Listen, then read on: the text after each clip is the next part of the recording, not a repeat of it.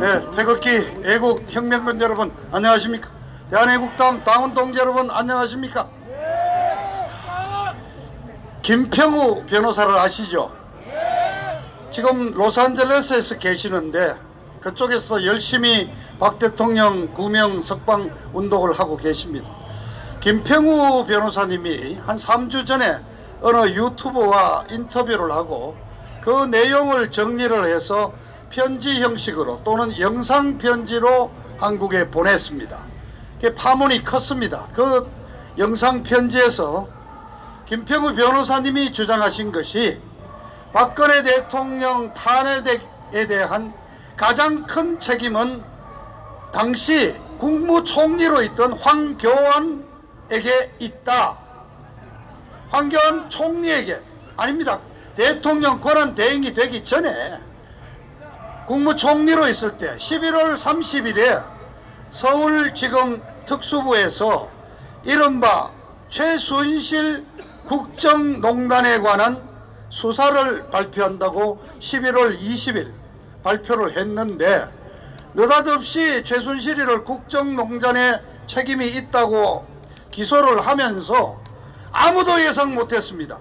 박근혜 대통령이 공동정범으로 형사 문제가 있다.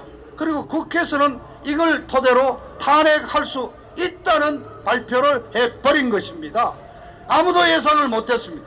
아시다시피 대통령은 헌법 84조에 의해서 내란이나 외환, 나라 팔아먹는 죄 외에는 탄핵을 시킬 수가 없고 설사 어떤 범죄 혐의가 있더라도 확정이 되고 난 뒤에 대통령에 대한 어떤 기소를 할 수가 있는데 최순실이 사건에 느닷없이 박근혜 대통령을 공동정범이라고 명시를 하고 국회 탄핵할 수 있다는 근거를 제시해 준 것입니다. 그래서 우리 김평우 변호사님 주장은 자, 일개 그냥 부장검사가 마음대로 할 수 있느냐? 박근혜 대통령이 임명한 김수남 당시 검찰총장이 그것을 인정했고 또 법무부 장관이 인정을 하고 그 위에 있는 국무총리 이분도 역시 공안검사 출신이고 이 검찰 라인이 다 동의를 해서 이렇게 대통령을 탄핵으로 몰아간 것이 아니냐. 그래서 극단적으로 김평우 변호사는 박근혜 대통령 탄핵의 주범은 황교안이라고까지 얘기를 하신 것입니다. 동의하시죠? 그 이후로 난리가 났습니다. 김평우 변호사가 엄청나게 욕을 먹었습니다. 또 지금 유튜브 상에도 김평우 변호사를 욕하는 내용이 많습니다. 그 영감 오래돼가지고 말이야 법을 잘 모르는 것 같다고 그러죠. 그 당시에 뭐 국무총리가 뭘 알았겠냐고 검찰에서 다 한 거라고. 하여튼 논란이 심한데 오늘자로 또 김평우 변호사가 2탄을 보냈습니다. 영상 편지를 보냈고 대한문에서 오늘 영상이 방송이 됐는데요. 김평우 변호사님 얘기를 제가 소개하면서 말씀을 드리겠습니다. 두 번째 내용에서 김평우 변호사가 지난 2주 동안 자기는 엄청난 욕을 먹었다. 욕을 자기를 비판하는 내용은 첫째, 황교안이를 중심으로 내년 총선을 잘 치러야지 대한민국이 공산화되는 것을 막을 수가 있는데 왜 당신은 자꾸 황교안이와 자유한국당을 욕하느냐. 자유한국당밖에 내년에 찍어줄 정당이 더 있느냐. 대안은 황교안이밖에 없지 않느냐. 황교안이를 욕하는 당신은 우파 보수 분열주의자다. 이렇게 자기가 욕을 먹었다. 그런데 아니라는 거죠. 김평우 변호사님이 분명히 말씀했습니다. 공산화라는 것은 월맹이 월남을 집어삼키던 그러한 상황을 말하는데 주한미군이 있는 한 그렇게 쉽게 공산화되지는 않는다. 그런데 왜 이 공산화라는 말을 쓰면서 국민을 겁을 주느냐. 바로 탄핵 세력들이 대통령을 탄핵한 자기들의 원죄를 국민들이 비판하고 입 열지 못하도록 국민 입을 막으려고 이런 겁을 주면서 국민들 입을 막고 있는 아주 정치적인 술책이다. 맞습니다. 그죠? 그렇게 공산화 쉽게 되지 않습니다. 그리고 물었습니다. 그럼 황교안이가 내년 선거 치르면은 과반수 이기고 3년 뒤에 대통령 된다는 보장 있느냐? 그러면 그때 박근혜 대통령을 석방한다는 논리입니다. 대통령 그때까지 계시면 정말 비극적인 사태가 나는 거 아닙니까? 그래서 김평우 변호사가 결론으로 지금은 무슨 대안 얘기할 때가 아니라 진실을 밝히는 것이 내년 선거하고 무슨 관계가 있느냐? 자유한국당의 과감한 인적 쇄신을 통한 보수의 개혁이 우선이다. 여러분 동감하시죠? 정말 동감합니다.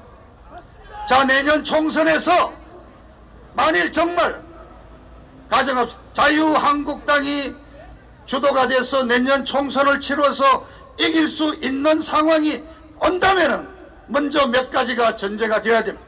자유한국당 내부에서 과감한 인적 청산이 이루어져야 됩니다. 어떤 자들을 청산해야 될지는 말씀 안 하셔도 여러분들 다 알고 계시지 않습니까?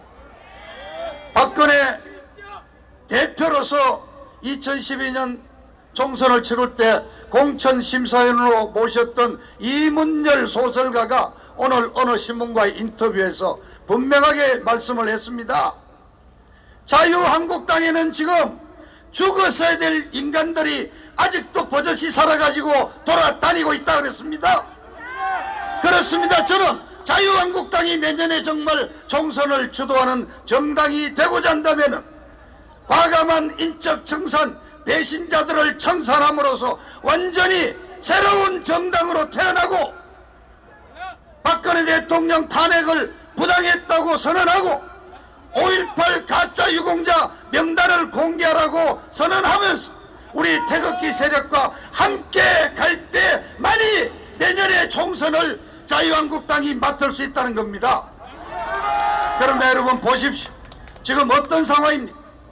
며칠 전 우리 조원진 대표 또 김진태 의원이 공동 발의해서 태블릿 PC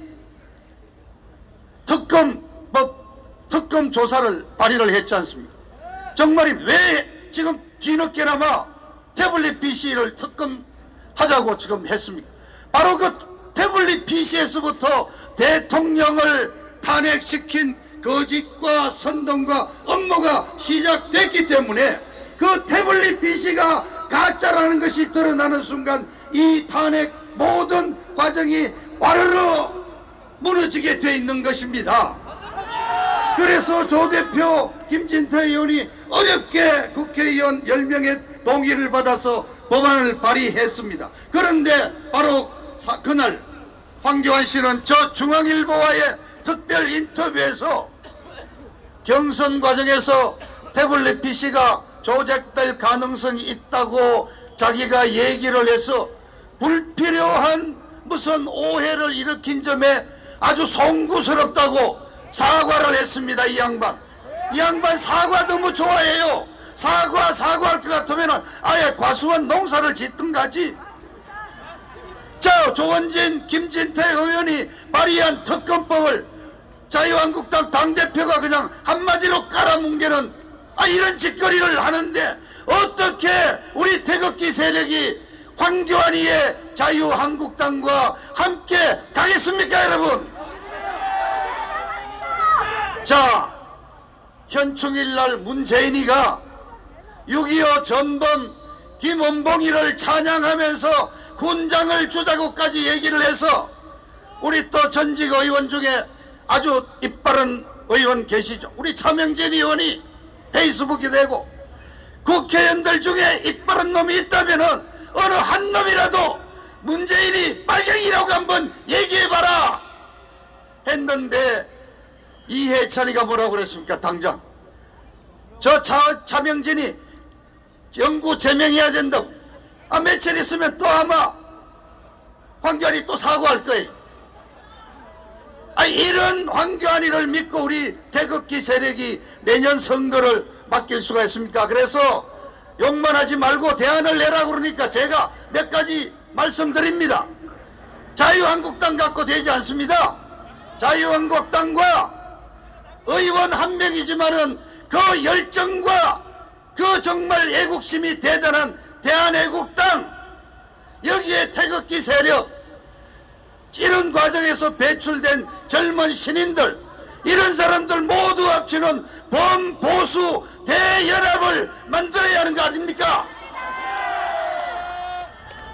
또 하나의 시나리오가 있죠. 아예 자유한국당은 발전적으로 해체를 하고 탄핵한 놈들은 다시 도로 바른당으로 가고, 탄핵에 반대한 제대로 된 의원들과 애국당, 그리고 정말 자유민주체제를 신봉하는 젊은 애국 청년 신인들을 모아서 새로운 정당으로 나가는 방법도 있는 것입니다. 아직 선거 많이 남아 있습니다. 여유 있습니다. 또 중요한 정치 지형을 바꿀 두 가지 변화가 있습니다. 한 가지는 미국에 의한 북한 평정 작업이 어떻게, 어떤 방식으로 언제 시작되느냐. 두 번째는 우리 사랑하는 박근혜 대통령이 석방되는 문제입니다. 박근혜 대통령이 서청대를 나오시는 순간 대한민국의 정치 지형은 지각 변동을 일으키게 돼 있습니다. 아직 시간 여유가 있습니다. 그런데 지금부터 무슨 대안이 있느냐, 뭐 벌써 3년 뒤에 대권 얘기, 시기상조고 김칫국 마시는 얘기, 우리는 지켜봅시다. 저는 지난번에도 말씀했습니다. 지금 이 단계에서 우리의 유일한 대안은 박근혜 대통령의 원대 복귀뿐이다. 구호 외치죠. 우리의 대안은 박근혜 대통령의 원대 복귀! 원대 복귀! 원대 복귀! 대통령! 박근혜! 네, 감사합니다.